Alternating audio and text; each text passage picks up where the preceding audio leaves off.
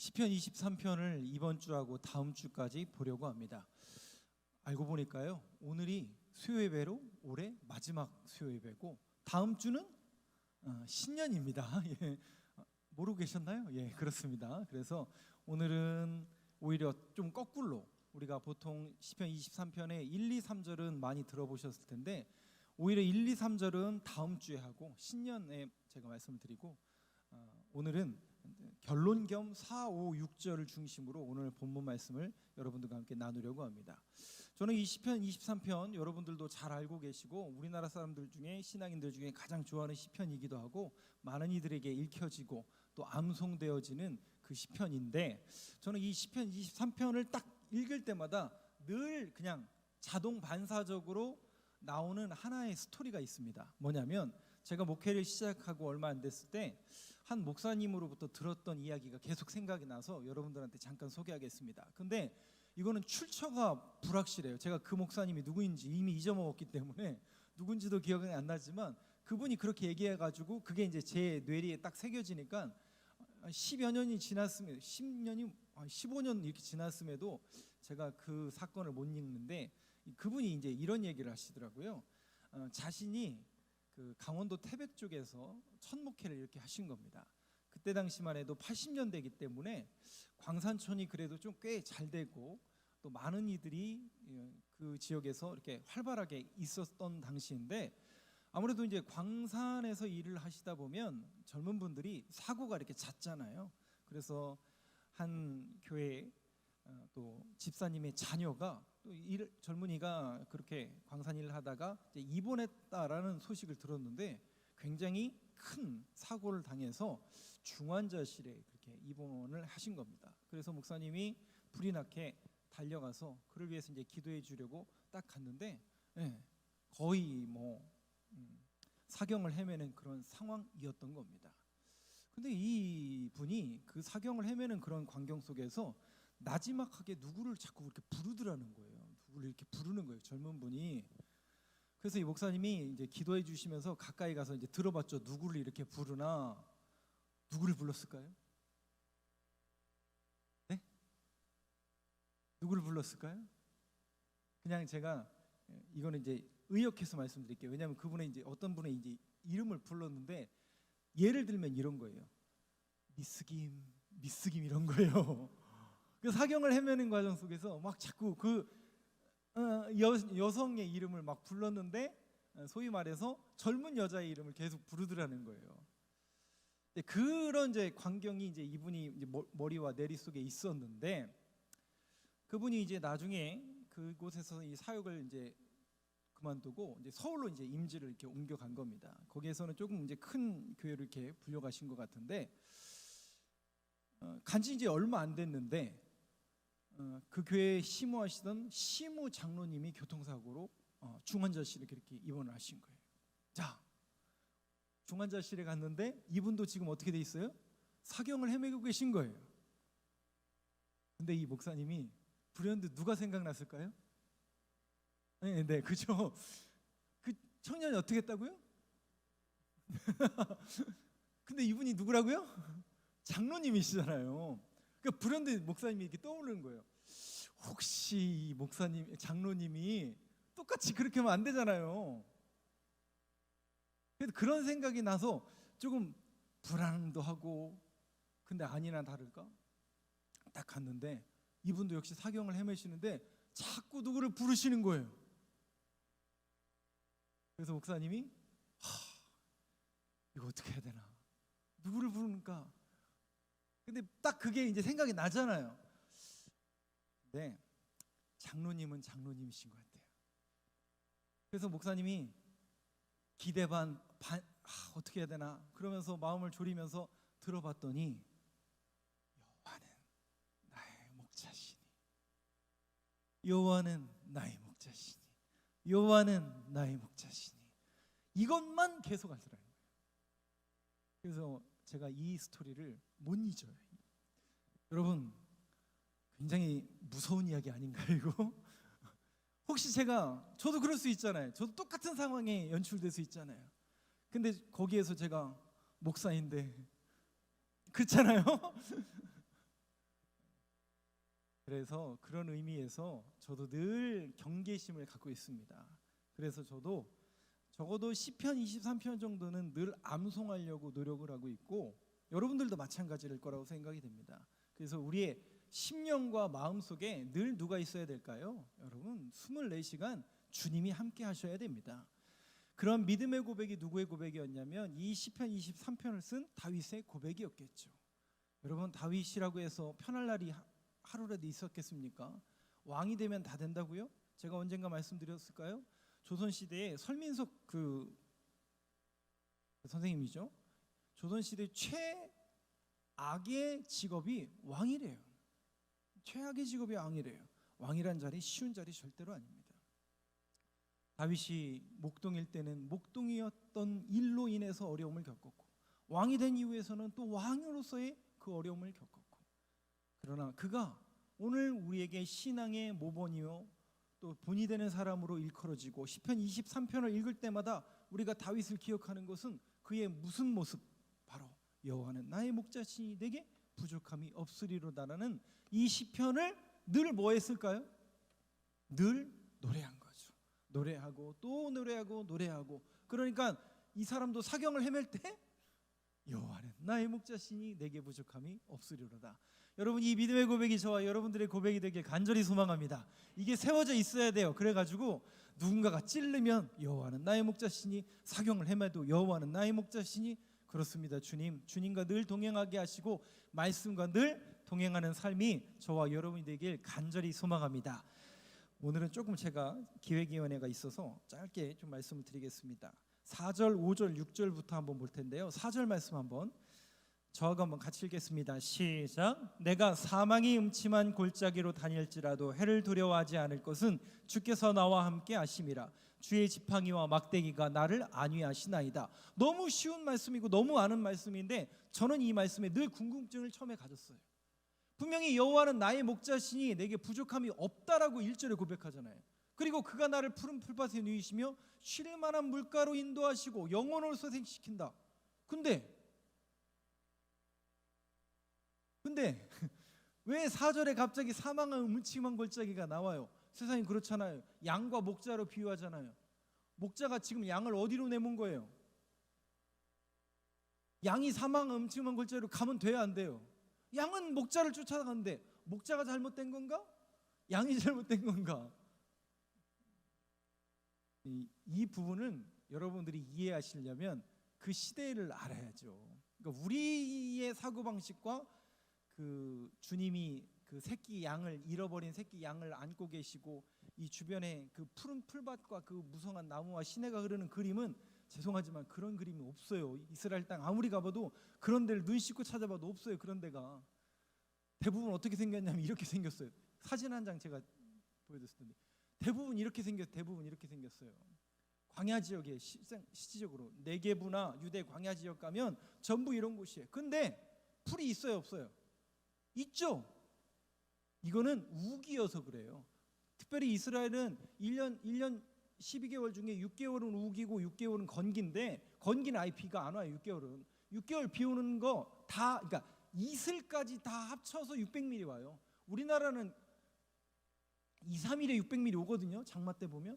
그러니까 그 탈탈 털어봐야 600mm밖에 안 오는데 우기라고 해봐야 매일 오는 것도 아니고 그때나마 잠시 저렇게 풀이 나는 거예요. 근데 그 풀이 평지에 나는 게 아니라 대부분 산악 지역에, 여기 잘 보시면 혹시 나올지 모르는데 지금 이 양들이 일반 평지에 있는 게 아니에요. 비탈길이에요, 비탈길. 그리고 여러분 보시면 이렇게 뭐 가 있잖아요. 저게 양의 길이라는 거예요. 네. 비탈길에 옆으로 이렇게 계속 돌아다니는 거예요. 전부 저렇게 돼 있어요. 그럼 여러분 생각해 보세요. 왜 사망의 음침한 골짜기냐면 집 앞에는 풀이 있을까 없을까요? 없어요. 이미 다 뜯어먹어서. 그러면 적어도 이제 이 양들을 데리고 저렇게 수십 마리, 또 많게는 수백 마리의 양떼를 데리고 염소떼를 데리고 풀을 뜯으러 가야 되는데 어디까지 가야 돼요? 모른다니까요. 하루가 넘을지 이틀이 넘을지. 그러나 먹여야 되기 때문에 거길 가는 거예요.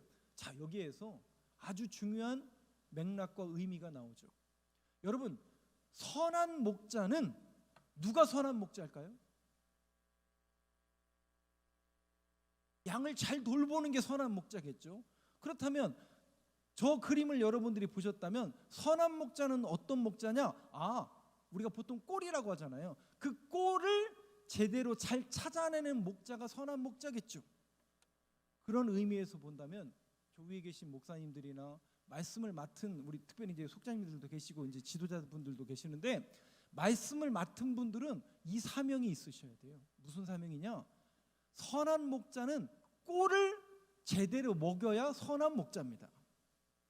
양들을 재밌게 만들고 양들을 막 분위기 띄워주고, 이거는 두 번째, 세 번째 문제예요.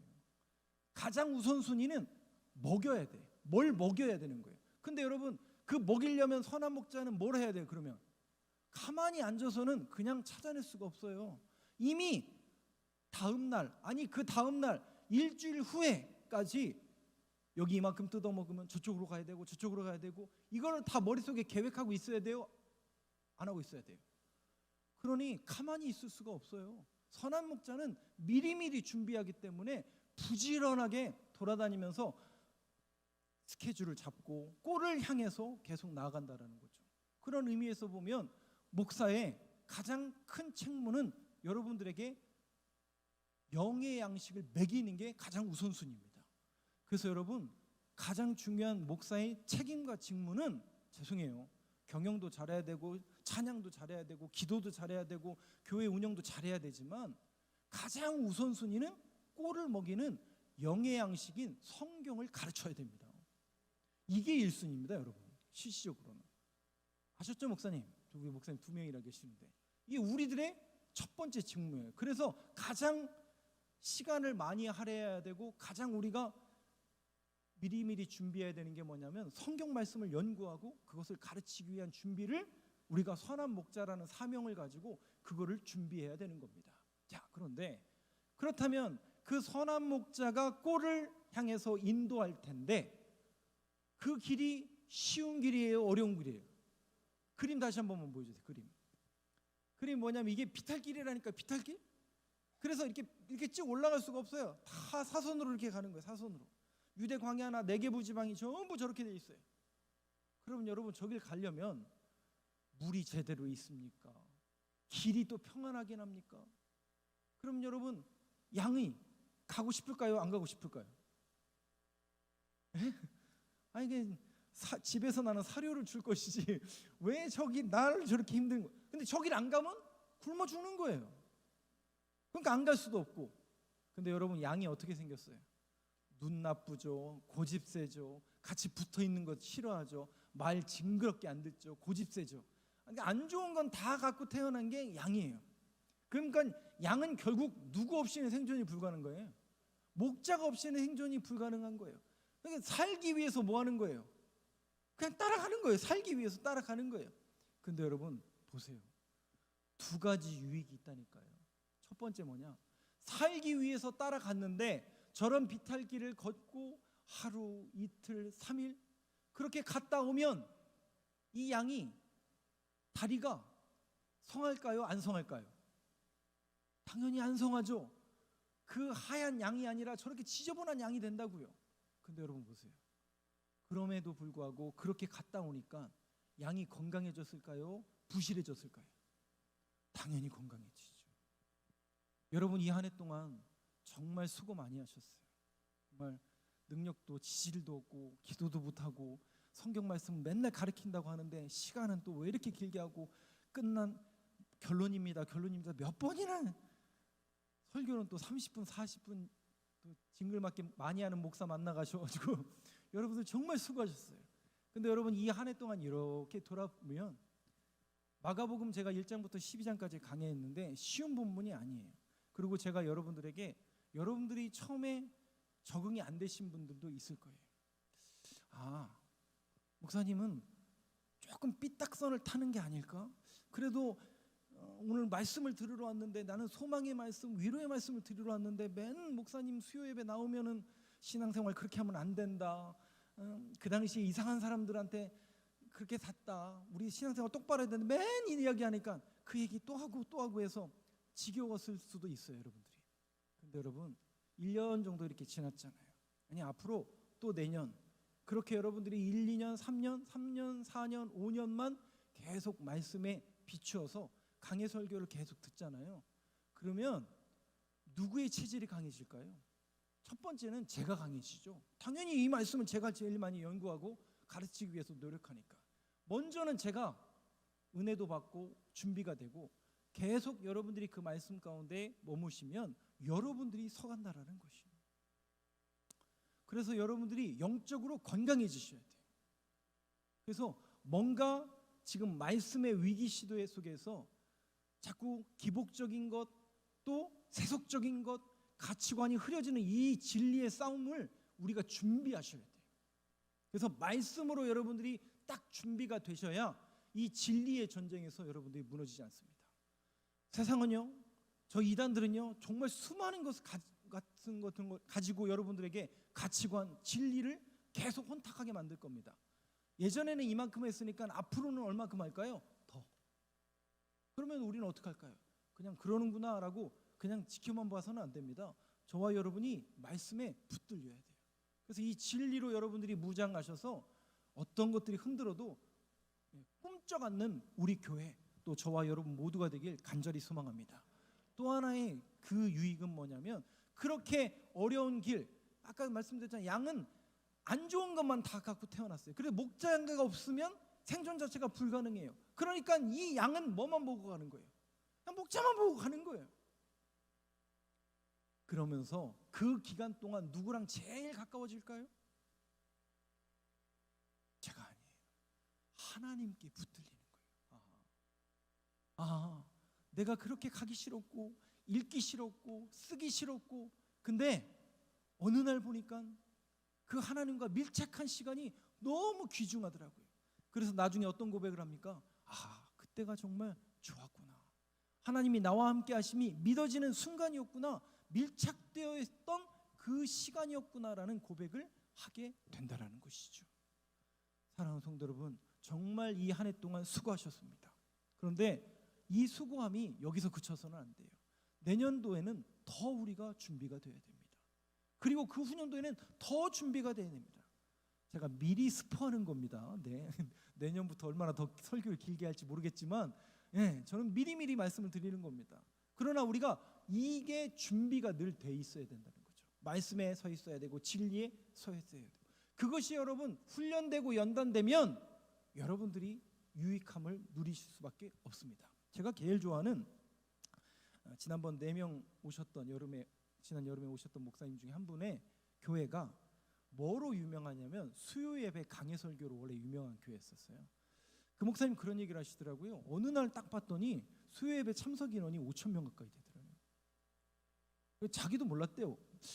내 설교가 그렇게 잘하는 것 같지도 않고, 나는 주구장창 예수님 왜 믿어야 되는가 기독론만 설교했을 뿐인데 수요 예배에 그렇게 많은 사람들이 나오더라는 거예요. 근데 그분이 그 당시에 설교를 어느 정도 했냐면 설교만 1시간 넘게 하셨대요. 그럼 우리가 생각해볼 때 상식적으로 보면 참 지겨운 설교일 수도 있고 어려운 말일 수도 있는데, 사람들이 왜 거기에 모일까? 여러분, 영적으로 갈급하기 때문에 가게 돼 있어요. 이 갈급한 심령을 말씀으로 채우기 위한 그 허기짐을 달래기 위해서 거기에 달려나가는 겁니다. 저는 정말 우리 교회가 이 예배의 자리가, 말씀을 듣는 자리가 그런 자리가 되길 간절히 소망합니다. 여러분들이 그러한 말씀에 대한 갈급함을 여러분들이 느끼셔야 되고, 그 갈급함을 어떻게 해결할까? 그래서 설교를 듣고 말씀을 읽고, 또 여러분들의 모든 삶의 자리에서 늘 말씀을 같이 하는 그런 삶이 우리에게 늘 주어지어야 된다라는 것이죠. 그것이 여러분 줄탁동시라는 그 고사성 아시나요? 하나님은 여러분들에게 계속 말씀을 던지시고 은혜를 주시길 원하는데, 받는 우리 쪽에서 그것이 준비가 안 돼 있다라면, 물론 하나님의 특별한 섭리 가운데 받는 사람도 있지만 줄탁동시라고 하죠. 신인 협동소리라고 하거든요. 우리도 준비가 돼 있어야 된다는 거죠. 항상 하나님의 말씀을 가까이 하고 말씀에 머무르고, 도대체 이게 무슨 일인가? 이런 현상이 왜 일어나는가? 나에게 이런 어려움이 왜 생기는가? 나에게 왜 이런 문제가 생기는가에 대해서 여러분들이 말씀으로 늘 깨어 있어야 된다라는 것을 제가 여러분들에게 말씀을 드리는 겁니다. 그러면서 말씀을 읽고 듣고 기도하며 말씀과 하나님의 말씀과 기도로 거룩해지는 일상의 삶이 되어질 때 줄탁동시 하나님과 더 가까이 가게 되고 하나님의 뜻을 분별하여서 이 땅과 이 시대 속에서 쓰임받는 우리 교회, 또 저와 여러분들의 인생이 되길 간절히 소망합니다. 사망의 음침한 골짜기로 다닐지라도 해를 두려워하지 않을 것은 주께서 나와 함께 하심이라. 주의 지팡이와 막대기가 나를 안위하시나이다. 그런 믿음의 고백이 되어진다라는 것이죠. 5절 말씀 한번 보여주실까요? 같이 한번 읽겠습니다. 시작.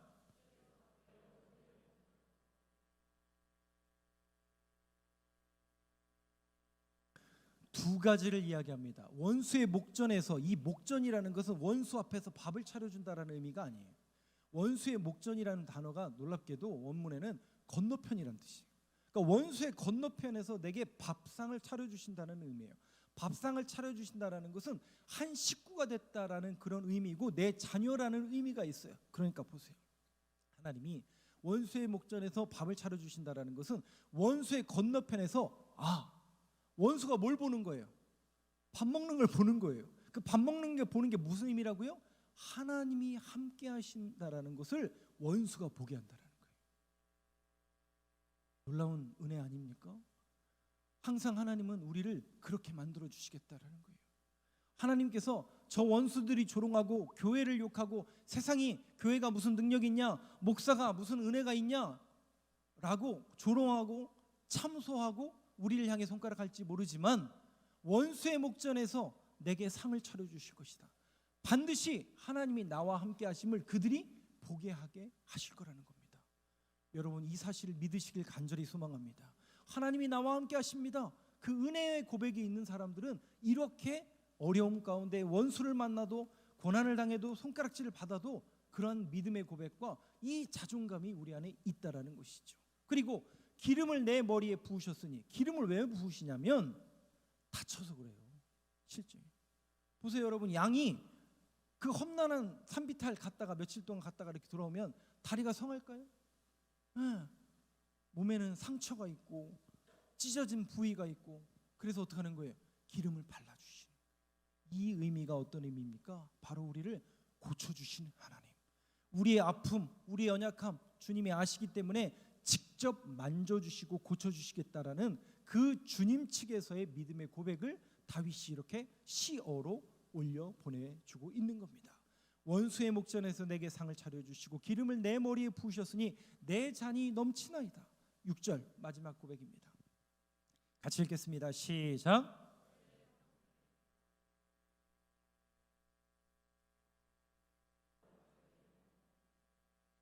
보세요. 정말 이 한 해 동안 우여곡절 많았잖아요. 어떤 분에게는 이 한 해가 2023년이 상처만 기억되는 분도 있을 수 있어요. 그리고 어떤 분에게는, 저에게는 특별한 한 해였죠.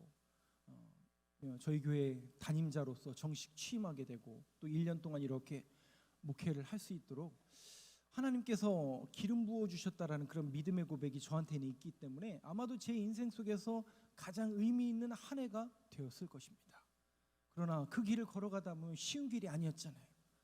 어떤 이들에게는 상처뿐이고 어떤 이에게는 또 영광의 한 해가 될 수도 있겠지만, 우리가 이 한 해를 또 이렇게 뒤돌아보면 정말 아픔도 눈물도 우여곡절도 많았지만 어떻게 이렇게 또 왔어요. 여기까지 왔어요.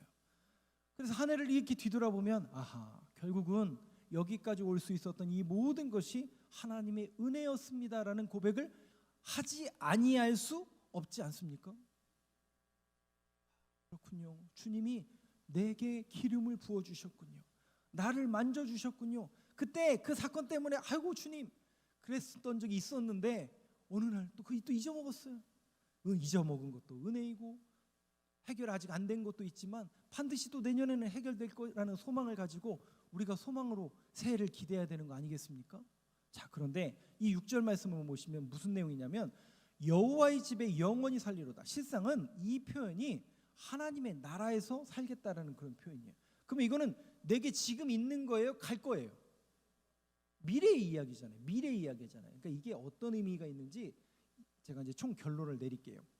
우리가 지금 시편을 보고 있는데 시편의 순서는 시간의 순서로 되어 있지 않고 내용의 순서로 되어 있어요. 그래서 22편, 23편, 24편이 전부 연결되어 있어요. 한번 그 대목을 한번 보여드릴게요. 22편 1절 2절 한번 보여주실까요? 예, 1절과 2절을 저하고 교독하겠습니다. 내 하나님이여 내 하나님이여 어찌 나를 버리셨나이까? 어찌 나를 멀리하여 돕지 아니하시오며 내 신음소리를 듣지 아니하시나이까?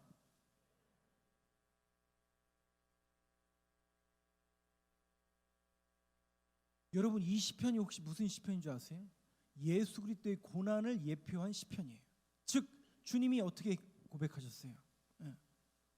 그 겟세마네 기도, 십자가에서 기도, 그 고난의 노래가 바로 이 시편 22편입니다. 그러니까 이 시편 22편은 예수 그리스도의 고난을 노래하고 있어요. 즉 우리의 신앙과 우리의 믿음의 고백, 천상에 가면 하늘의 문이 있다고 그랬는데 아하, 그 예수 그리스도를 통과해야 우리 하나님을 만날 수 있는 것처럼 예수님의 그 고난을 우리가 통과해야, 고난을 통과하자니까 고난을 받으라는 의미가 아니라 그 예수 그리스도의 고난이 나를 위한 고난이었다라는 믿음의 고백을 주님 앞에 올려드려야 된다는 것이죠. 그 시편 22편은 이 우리 주님이 나를 위해서 이런 고난을 당하셨구나, 이런 신앙 고백을 올려드리는 거예요. 그러면 시편 23편은 뭐예요? 그 고난을 나의 고난으로 인정하고 우리 주님이 대신 짊어지셨구나 라는 믿음의 고백이 있으니까 어떻게 노래할 수 있는 거예요? 23편 1절 여호와는 나의 목자시니 내게 부족함이 없으리로다. 우리 주님이 나를 위해서 대신 짐을 지시고 나를 위해서 대신 나의 죄를 사하시기 위해서 그 골고다 언덕과 십자가를 짊어지신 것을 믿음으로 고백하는 자는 여호와는 나의 목자시니 내게 부족함이 없으리로다. 즉 우리 인간의 일생을 노래하고 있는 게 시편 23편이에요. 그러면 시편 24편은요? 핵심 구절이 7절과 8절인데요. 한번 보여주시죠. 7절과 8절을 저하고 교독하겠습니다. 문들아 너희 머리를 들지어다. 영원한 문들아 들릴지어다. 영광의 왕이 들어가시리로다.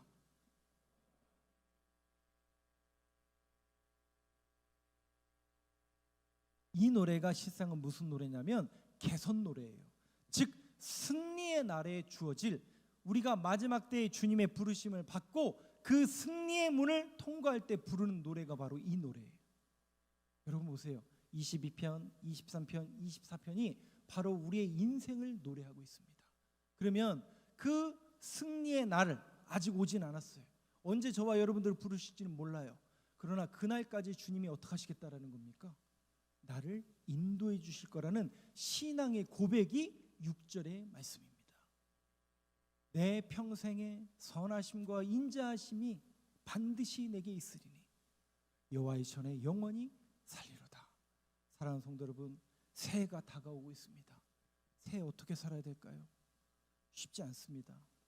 제가 늘 말씀드리잖아요. 우리는 종말의 시대이기 때문에 죄송해요. 새해는 나아질 겁니다. 새해는 여러분 회복될 겁니다. 새해는 더 잘 될 겁니다 라고 저도 그렇게 기도하고 여러분들한테 그렇게 말씀드리고 싶지만 목사는 정직해야죠. 우리는 종말의 시대를 살아가고 있기 때문에 계속 더 어려워집니다. 작년에 어려웠다면 내년 더 어려울 수도 있어요. 그리고 이단과 거짓 세력들은 더 득세할 겁니다. 가만히 두고 봐야 되나요? 아니요. 우리는 약하지만, 내겐 능력이 없지만 반드시 나를 승리의 길로 이끄실 주님이 저와 여러분들과 우리 교회를 이끌어 주실 것을 믿는 믿음 안에서 소망을 갖는 저와 여러분 되시길 간절히 소망합니다. 우리 좀 힘드시더라도 자리에서 일어나셔서 함께 찬양 힘차게 부르시고 통성으로 기도하시고 축도하심으로 예배 마치겠습니다. 선한 능력으로, 주 선한 능력으로 안으시네. 오늘 들은 말씀 기억하시면서 새해에도 주님께서 선한 능력으로 우리를 안아주실 것을 믿음으로 기대하며 소망 가운데 이 찬양의 고백을 올려드리길 간절히 소망합니다.